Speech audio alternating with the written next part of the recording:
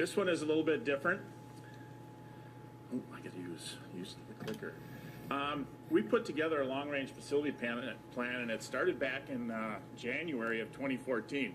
And actually, I think Kyle and Dean both attended one of our meetings and talked about Lake Elmo growth. We had a demographer come in. We also had Washington County come in and talk about the growth in our district, especially down in the southern area of the district, and I'll talk a little bit about that. But it was a committee of about 18 people that put together a plan that we took to our board in November. Our board said it looks kind of interesting. Take it out, share it with the community. We went out and shared it with I had 40 different meetings with staff, different meetings, and brought it back to them February 19th. And at that time, they tweaked the plan a little bit, accepted it, and set the vote for May 12th, which is 1 week from today. So we're looking forward to that vote. Really at the heart of this request and the plan, as we put the plan together, we really looked at what can our facilities do for academics and opportunities, not only for our students, our community, and the whole area of Stillwater area public schools. And the heart of it is really grade reconfiguration. Moving our 9th graders to the high school. We're one of the few area schools that has a 10 through 12 structure and a 7 through 8 junior high and a K-6 elementary. Most of them are K-5 with a middle school and then 9 through 12. 9th graders, freshmen, are really high school students. They're earning high school credits. They're competing on high school activities, music, and the grad standards are really set up 9 through 12 through the state that they're tested on. So to get our 9th graders to the high school is really important. And we currently take about 15% of our 9th graders to the high school in the morning. They either are there on the bus in the morning, we take them back to the junior high, they finish their day at the junior high, they get back on a bus and go back for activities, music, and athletics in the afternoon. So they're taking 2 bus trips. So we felt it was important to do that. With our 9th graders out of our junior highs, we can move 6th graders into a middle school situation, which 6th graders are ready to move. They're ready to get that advanced classes. They're ready to be taught by science instructors and math instructors and have that versus the elementary. And then what it really helped us do is to open up space in our elementaries, which Lake Elmo right now is at capacity or a little bit over. And we know through your development and demographer and working with people that we'll probably have about 80 students in the next 2 or 3 years that will come from the new developments coming in. So we have to have space for those. But by getting the 6th graders out, we create some space. We have a preschool in our elementary schools. Our southern schools do not have preschools in. And if you've watched the governor and their task force and their budgets come out, a lot of the money is going into the preschool and that early education part. So by getting preschools, and preschools are a fee-paid based program. People pay for that. It's not a part of the general fund. It's not a part of our general education, but it helps us to get them into the school. And we find that if we get them into our schools in preschool age, they get comfortable with the school and stay, we have about an 87 or 88% chance of keeping them within our school district. So that was really, the grade configurations was really the heart of our program. We had some equitable learning environments that we had to clear up. Lake Elmo is one that does not have air conditioning, so in the summer it gets very hot, and right now in May as it goes towards the end, it's going to get warm, and we'll get calls from both parents and teachers that that's awful warm in there. And what else it does is it doesn't allow that school building to be used very much in the summer because people don't want to go into that building. By putting air conditioning in, we can use that building in the summer. Same with Afton, same with Lily Lake. Those communities can then use that school a lot more than what they can now. So we thought that was important. We have some science labs at both high school and Oakland that are undersized. They've been undersized since the high school was built. It was built for 24 students. We have 32 and 34 students in those labs. It's just a little crowded.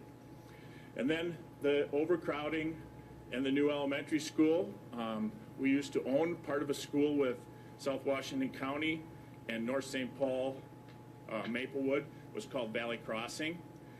We have about 300 students that go to that school. We sold our portion, and I'll show you, we sold our portion for about $9 million. We're turning that over into a new elementary, and somewhere in Lake Elmo or Woodbury, we're going to build an elementary school. to house those students that are down in there, and I'll show you a slide in a second. And then expand access to our fields and gym spaces at our high school, and some of those fields was the last part that came part of it. So just some academic opportunities, and I've touched on most of these, so I can skip through. Over 100 elective courses at the high school that ninth graders can be involved in. Our sixth graders with after school and higher learning courses that they can also advance through, and then capacity to have those preschoolers at our elementaries. The high school upgrades, reconfigure 912, add classroom spaces, and I'll show you a picture in a second of it, remodel the science labs, do some learning spaces, complete the orchestra pit that was never done when it was built in the original plan, expand the cafeteria and the circulation, and those that have either been to the Stillwater High School or have walked through there know there's only one hallway for circulation and the cafeteria is smaller. Physical education spaces and fitness spaces for our ninth graders, we need more space for that. And then upgrading Pony Stadium. We're one of the few schools in our conference that does not have a turf field, so this would involve putting in a turf field, and then that becomes usable almost year-round with the exception of the snow. Right now our Pony Stadium gets used 30 times a year. That's a pretty nice piece of property to only use 30 times a year. So by putting the turfs on there, we can use it much more. Here's a picture of the high school, and the white is our high school right now. The brown is the added spaces that we're adding on. So this is going to be the science area and science wings, and then classrooms, and then more classrooms here. Our plan is to have ninth graders located mostly over on this first floor, because here's the bus drop-off, and sophomores on this second floor. Most of them ride the buses so they can go in and get to their social areas and be a part of that on that side. Juniors and seniors, a lot of them drive, they come in on this side. But the nice thing about this is, right now, to go from this wing, you have to come down here and go here or here. This is the only hallway students have to walk to circulate the building. With the additions now, this will be a circular pattern that can go all the way around. So it really helps the access of the building to move around. Added gym space, added fitness and weight room area, and gymnastics gym down on this end, and that's our field. This is kind of the other angle, and as you look at it, if you've been to the high school, this is where the tennis courts currently are. We're moving those down to here so that we can add the walk through, the turnaround, some additional parking. That Oak Park is always asking us to get more parking, so they're not parking in the Kowalski's lot over there. And then the fields, and being able to add restrooms and concession stands with this that can be serve both the field and also the indoor part of it. Middle schools, reconfigured to a 6-8 middle school. Both Stillwater Junior High and Oakland are only partially air conditioned, so finishing that off. The Oakland Science Labs, we've already done the Science Labs at Stillwater Junior High, and then renovating some of the education, special education spaces for students. Elementary, reconfigure to pre-K, do some of the classrooms. We have to, if we move our 6th grade out, a pre-K room is not like a 6th grade room, so we have to change that around a little bit. And we're installing accessible, softer playground surfaces at all our playgrounds. We put one in at our new ECFC building. It's kind of a rubberized surface, and it's a lot more accessible to wheelchairs, handicapped students, crutches, that kind of stuff, and it's a lot safer than the old wood chips that you try to plow through. Add air conditioning to Afton, Lakeland, Lake Elmo, Lily Lake, and Oak Park. And again, renovate some special education spaces. And this is really Lake Elmo and Stonebridge. We have students, we have the medically fragile program here at Lake Elmo. And that's our site-based program. All the students that go to Lake Elmo go to Oakland Junior High. But our site-based program for medically fragile goes to Stillwater Junior High, so they're separated from their peers. And we have that same thing with Stonebridge with another special ed program. So we're kind of working on flip-flopping those so that those students can stay with their peers as they move through. And then again, relieve the crowding with Afton, Lakeland, and Lake Elmo to get those schools down and under capacity. Add a new elementary in Lake Elmo or Afton. We're currently looking, we have about 12 spots that we're looking at currently where we can possibly build an elementary, 500 students. And if you can see right here, this is 94. across here. Here's where you have some development, and here's where some development is going in. Right in this area alone, and this is Woodbury. Sometimes people don't understand, Woodbury does have students that come to Stillwater and are assigned to Stillwater schools. There's 575 K-5 students in just this area. So that's why we have room in the south, but that's too long of a bus ride, and trying to get them up there and trying to adjust boundaries just didn't work as we started looking through that. So somewhere in here is where we're looking to try and get a new elementary. We've looked at probably up to about 10th Street at some lots that are around there, and we're looking for about 20 acres on that. So somewhere in here, our hope is if the bond passes on the 12th, we would start with an elementary down in there. The cost, see about $48 million to configure the high school, 9th graders to the high school. Elementary schools, $9.8 million, and you can see the new elementary, $25 million to build the new elementary.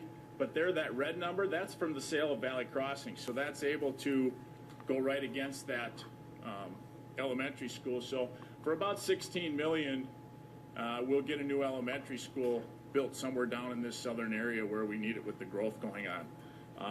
And that was really a bidding proposition with South Washington County and North St. Paul, Oakdale, and South Washington County outbid us. We had a price where we thought we could go to, after we thought it got over $9 million, we thought we could build a new one and be much better off with a new building rather than buying one that's located in South Washington County. The upgrades to Pony Stadium and the fields, $7.8 million. The middle schools, $6.3. Some capitalized interest that'll help pay some of that interest and payments off up front so that we can lock in our rates. It's a 20-year bond, so that $5 million will save some money along the run, being able to lock in that interest. And then this is the one the board added as we went through it. We've looked at it a couple times, building a bus terminal. We currently contract our buses out, but we have to have a site for them to store their buses. So we currently rent a spot right by the Stillwater prison. Costs us about $225,000 a year. If we use money from this to build that, we can get rid of that $225,000 per year, and that's actual general fund money that can go into spend money on other things. So you can't use bond money to buy teachers and techs and curriculum, but if we build this $225,000 per year could go back in there. Now this is what we try to explain and tell why it's a good time right now. Is you can see our debt currently, 2015 is a little bit more than $10 million. We have some debt falling off in 2017. So this is, and I'll have a slide here in a second, a drop off, and then 2 years later we have another drop off to where we're almost debt free with just a little bit of debt for the school district. So eventually we have to do something with our facilities. Here's a way that we're asking, if we can just maintain the gray line, right now our debt is the black and it drops. If we can maintain our taxes at where the gray line is, currently where they are right now, we can do all these renovations and not raise taxes. It would stay right at what we pay right now. So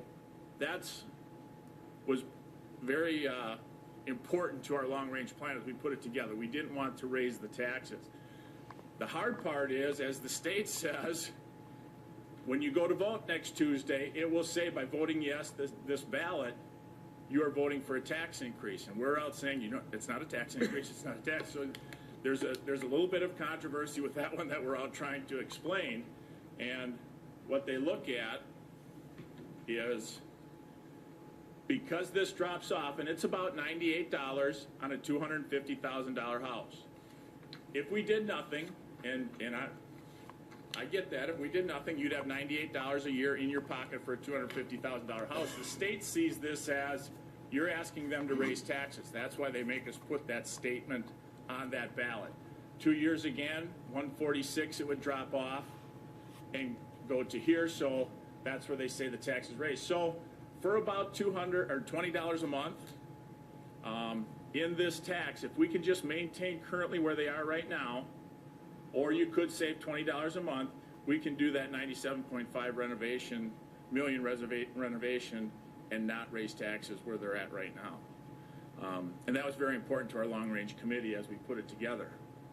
So, very quick synopsis of what's been going on in the district, and be more than happy to answer some questions. Questions, council? Comments? I have a question. Yeah. So, the loss of, or the selling of Valley Crossing, and the idea to put another school in Woodbury, and that school really would basically house the kids that live in Woodbury. If you look at this right here, this is 94. This is where the students go to Valley Crossing. Yep. This is Lake Elmo students.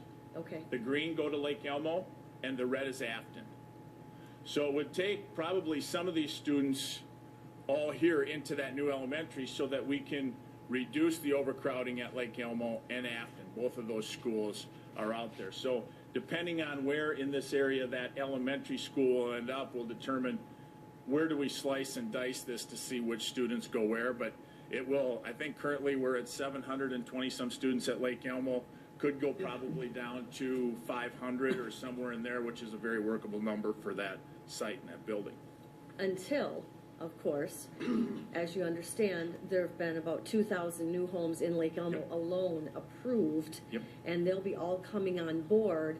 So my question then, Denny, is does that mean that maybe 5 or 7 or 9 years down the road, there is a very good possibility we may have to look at another elementary school? No, as we looked at it through the demographics, and what we actually got is for every house that comes in, depending on level of house, is about 0.41 students per house.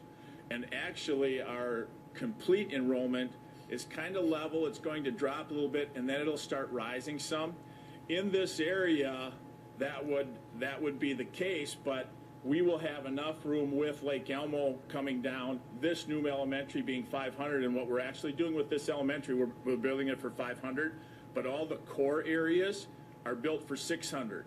So if that would be the case, if all of a sudden there's more than that 0.4 students coming and we have to add extra students, we can add on to that building because it's already sized for 600 or 650 students. Okay. So over the long haul of 8, and your projections are pretty good for 2 or 3 years. Right. And then at 5 years, they kind of get fuzzy, and then 10 years out, it's hard to tell. But through that, our demographer really felt we'd be able to handle that with 500 students there, and then pulling the 6th grade out and having the extra room at those other 2 elementaries. So we really feel we're in good shape for that one. Okay. And that, in the meeting